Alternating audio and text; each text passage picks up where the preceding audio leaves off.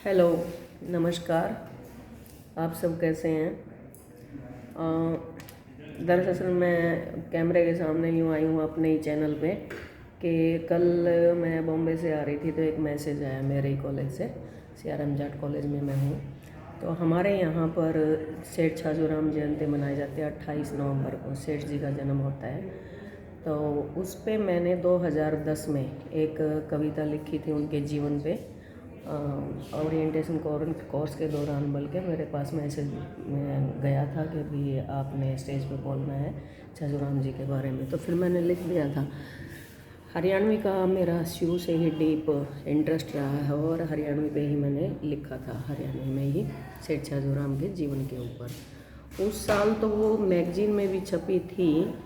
हमारे कॉलेज की एक मैगजीन आती है चित्रलेखा, उसमें फ्रंट पेज पे ही छाप दिया गया था। और हर साल छपनी भी चाहिए इस तरह की बातें, क्योंकि कुछ और नहीं तो सेठ छाजूराम जी के बारे में बच्चों को पता चल जाए कि कितनी मेहनत इन्होंने की है, किस प्रकार से इतनी मेहनत करके इस संस्था की नींव उन्होंने रखी, फिर किस प्रकार से हम लाभान्वित हो रहे हैं इन प्रकार से। लेकिन अचानक इतने दिन के बाद, क्योंकि पिछले साल भी मैंने सेठ छाजूराम जयंती पे 28 नवंबर को वो कविता बोली थी, मुझे ये अवसर मिला था। तो पिछले साल की बोली हुई अभी मेरे को कल व्हाट्सएप पे मैसेज आता है किसी का कि मैम मुझे वो कविता मिल सकती है। मैंने पूछा भाई क्यों? कहते वैसे ही मेरे को अच्छी लगी। अच्छी बात है, मेरी कविता को पसंद किया जा रहा है, अच्छी बात है और लगनी भी चाहिए।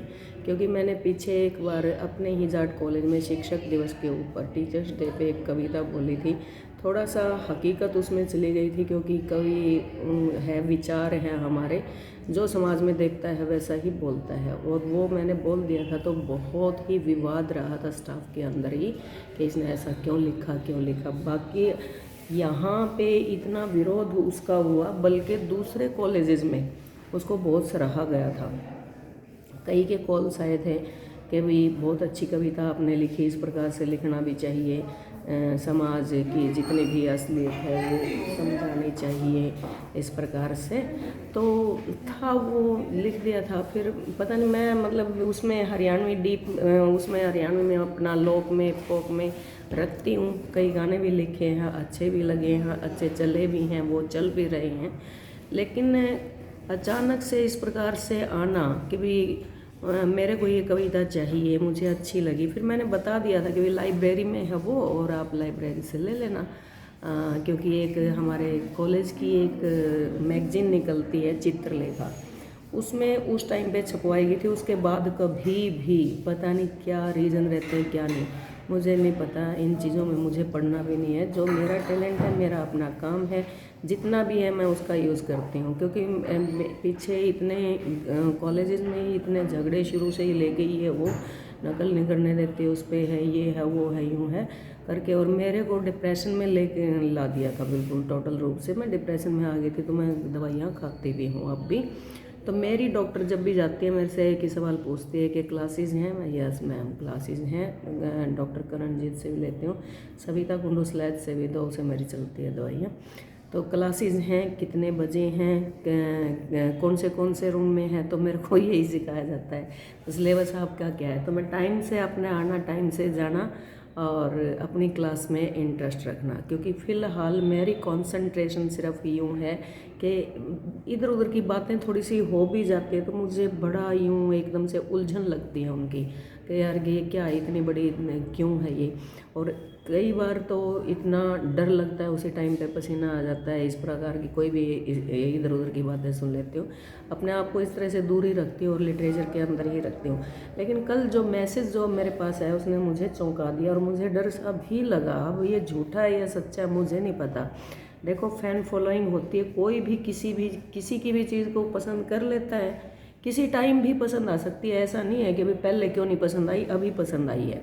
तो अब भी या तो आप भाई ये लगाओ भाई मेरा ही दिमाग इस तरह का है, मैंने सोचा, या फिर हालातों ने ऐसा बना दिया। क्योंकि कॉलेज में मेरे प्रति परिस्थितियाँ कुछ ऐसी रही हैं, भाई मैं एकदम से ये सोचने पर मजबूर हो गई कि भाई इतने दिन में अचानक मेरी कविता को क्यों मांगा जा रहा है। दानवीर सेठ छाजूराम मैंने लिखा था, टाइटल मेरा ये था। और उसका ब्रोशर वगैरह भी बना था पहले। और वे मेरे पास हैं भी।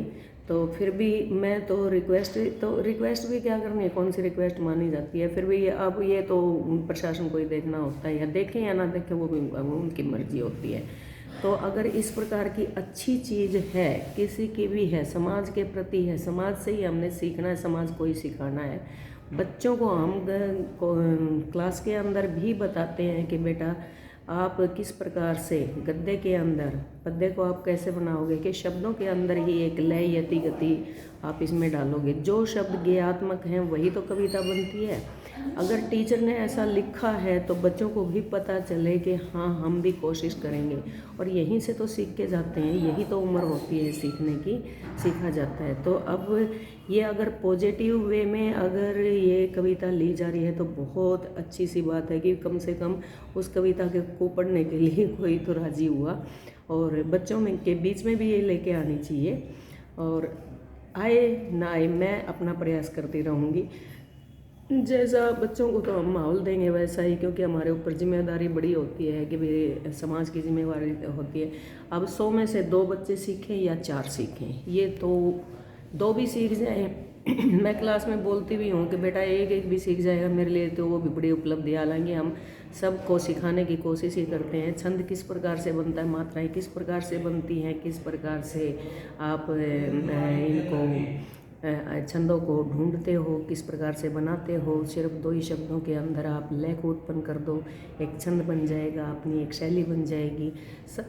काव्य पढ़ाते वक्त हम सिखाते भी हैं और बच्चे सीखते भी हैं, ऐसा नहीं है कि नहीं सीखते। तो ये अब कल की जो कविता सेठ छाजूराम, दानवीर सेठ छाजूराम, जो मेरे से मांगी गई है, और मैं इसको 1-2 दिन में ना इसको अपलोड ही कर दूँगी ताकि और बच्चे भी इसका लाभ ले सकें। थैंक यू, धन्यवाद।